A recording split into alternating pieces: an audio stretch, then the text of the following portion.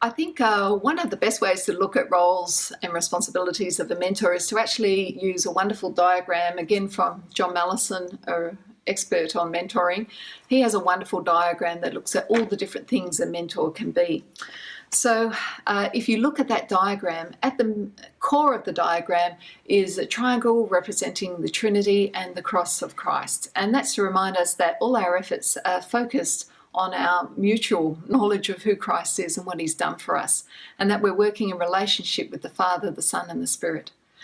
On that diagram, the next circle out looks at the experience of the mentee. So it starts out where they're just a beginner. They're just beginning out in their understanding of what it means to be a Christian medical student. And then they're growing, and then they're serving when they're actually practicing as a functional Christian in the workplace, as it were. And then is the point of leading. And we all have the capacity to influence as Christians. On the outer circle, you'll see the different functions of a mentor through that process. So it starts out, what the mentee needs when they're just beginning is that they need someone who can demonstrate leadership to them. And then as they begin to move around to that growing phase, they need someone who can be a bit of a spiritual guide for them, who can coach them through different experiences. And they need someone who can teach them. The next role as they begin to serve and work is they may need a counsellor. When they begin to come across some of the challenges in the workplace, they need someone that they can talk through those issues with.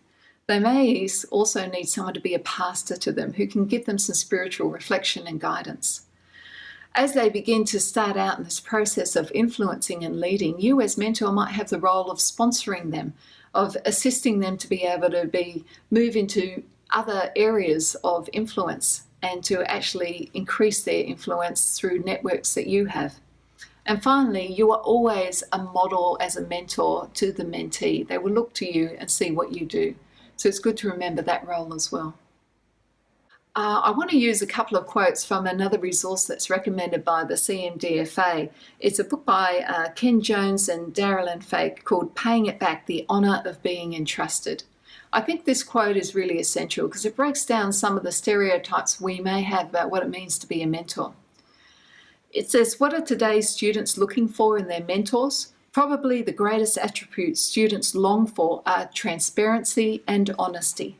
They are not looking for biblical scholars or perfect Christians. Instead, they want real relationships with imperfect people who are earnestly seeking God and actively working out their salvation.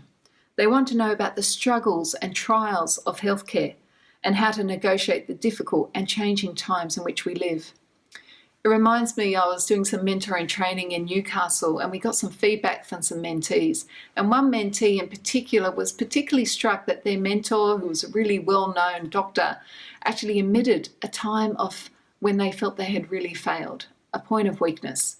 The mentee was just so struck by the humility of that doctor in admitting that. Often in healthcare, it's a place where we don't admit our weaknesses and our failings. And that was really great modelling and allowed that relationship to go deeper to that point of vulnerability that we were talking about previously. There are 5 different elements of a mentor that Jones and Fake recommend, and I want to really talk about these in a little bit of detail. So a mentor needs to be comfortable with their own identity as a committed follower of Christ. And we want people who are willing to really explore what it means to integrate your faith with being a healthcare professional. Secondly, we need a mentor who understands that the mentoring relationship is an intentional investment. You're investing your time and your professional experience as well as your Christian faith with the mentee. The third aspect is that aspect of time. I really want to emphasize that because mentoring is something that takes time. The student is looking for your time and for you to share that deeply with them, but there is a boundary on that. Next, the mentor recognises that each mentoring relationship is unique. Each person, each mentee is unique, and you need to model what you do around that. And finally, the mentor needs to get to know the mentee personally, actually share person to person.